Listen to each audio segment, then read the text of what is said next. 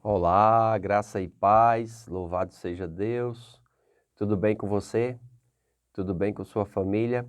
Espero que tudo esteja bem. Deuteronômio capítulo 21, expiação por morte, cujo autor é desconhecido, acerca da mulher prisioneira. Diz assim o texto: Quando na tua terra, que dera o Senhor teu Deus para possuí-las, se achar alguém morto, caído no campo, sem que se saiba quem o matou, sairão os teus anciãos e os teus juízes e medirão a distância até as cidades que estiverem ao redor do morto.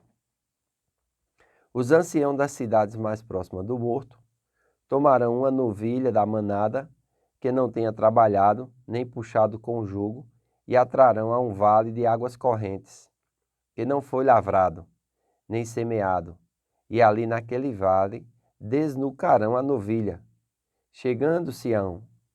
Chegar-se-ão os sacerdotes, filhos de Levi, porque o Senhor teu Deus os escolheu para o servirem, para abençoarem em nome do Senhor e por sua palavra decidirem toda demanda e todo caso de violência.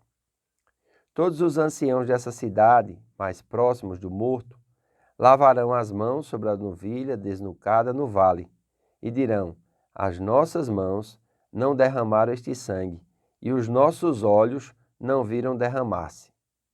Sê propício ao teu povo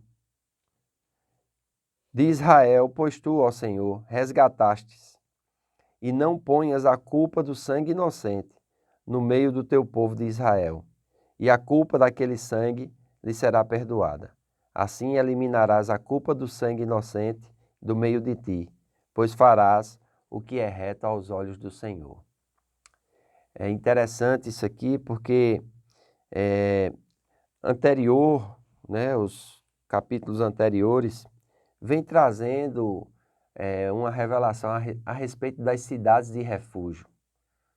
A gente sabe que os filhos de Adão e Eva, já um deles, porque as suas obras eram má e a do seu irmão eram boas, matou seu irmão, e o sangue do justo Abel clamava a Deus. Então nós vemos aqui a vida que está no sangue, a importância que Deus dá à vida. E também a justiça de Deus em detrimento daquele que, sem querer ou por acidente, causou a morte do seu companheiro ou de um desconhecido. Nós vemos a justiça de Deus, nós vemos Deus preparando um lugar para que o vingador do sangue, o Goel, não venha destruir, chamadas cidades de refúgio. E aqui vem falando a respeito de como deve ser feita a expiação por causa de um morto que ninguém sabe quem o matou. Alguém o encontrou, aquele morto, no caminho, e os anciãos da cidade eles vão ter que, sem saber a quem colocar a culpa, eles vão ter que crer em Deus e vão aqui, como diz aqui, desnucar uma novilha, cortar a cabeça. Um assassinato anônimo envolvia toda a comunidade em culpa de sangue. E a comunidade como um todo tinha que buscar a expiação. Os procedimentos legais e religiosos eram realizados pelos anciãos e juízes, membros de um tribunal central legal, pelos anciãos da cidade mais próxima que aceitavam responsabilidade e pelos sacerdotes. Desnucarão a novilha era um sinal de punição que o crime merecia. Sempre Deus vai trabalhar com essa questão da substituição. Amém? Ou seja, um justo pelos injustos. Amém? Então é muito importante nós entendermos isso, porque a vida é muito preciosa para com Deus. E tirar a vida de alguém, isso trazia grande dano sobre aquela comunidade e eles tinham que seguir as orientações de Deus para quê? Para que a ira do Senhor não viesse sobre eles. Amém? O versículo 10 vai continuar falando acerca da mulher prisioneira. Diz: quando saíres a peleja contra teus inimigos, e o Senhor teu Deus os entregar nas tuas mãos, e tu deles levarem cativos, e vires entre eles uma mulher formosa, e te afeiçoares a ela, e a quiseres tomar por mulher, então a levará para casa, e ela rapará a cabeça, e cortará as unhas. e despirá o vestido do seu cativeiro, e ficará na tua casa, e chorará a seu pai e a sua mãe durante 1 mês. Depois disso a tomarás. Tu serás seu marido, e ela tua mulher. E, se não te agradares dela, deixá-las aí à sua própria vontade. Porém, de nenhuma sorte a venderás por dinheiro, nem a tratarás mal, pois a tens humilhado. Então não era, vamos dizer assim, conquistei a cidade, esses que estão conquistados agora são meus escravos, vão me servir de qualquer jeito. Não, Deus ainda queria atribuir justiça. Então ele vem falando aqui a respeito da mulher formosa, que o homem que havia, vamos dizer assim, dominado aquela nação e quisesse aquela mulher, ele tinha que seguir essas, vamos dizer assim, orientações divinas. Amém? Não simplesmente abusar da mulher ou fazer o que era mal. Não, ele tinha toda uma regra. Aquela mulher tinha que chorar o luto pelos seus pais. Amém? Ela tinha que raspar a sua cabeça, cortar as unhas, ou seja, vivenciar o seu luto, para só então poder ser desposada por aquele homem, amém? E ele poderia também não se agradar dela, né? Mas se ele não se agradasse dela, ele tinha que ser justo para com ela, tinha que deixar ela ir à sua própria vontade, e porém de nenhuma sorte a venderás por dinheiro, nem a tratarás mal, pois a tem humilhado. Aquela humilhação também serviria de libertação naquela época, que era uma época assim de muita barbaridade. Então é muito importante nós entendermos isso. Vai falar também sobre o direito do primogênito. Se um homem tiver 2 mulheres, uma a quem ama e outra a quem aborrece, e uma e outra lhe derem filhos, o primogênito for da aborrecida, no dia em que fizer herdar a seus filhos aquilo que possuir, não poderá dar a primogenitura ao filho da amada, preferindo ao filho da aborrecida, que é o primogênito. Mas ao filho da aborrecida reconhecerá por primogênito, dando-lhe dobrada porção de tudo quanto possuir, porquanto aquele é o primogênito do seu vigor.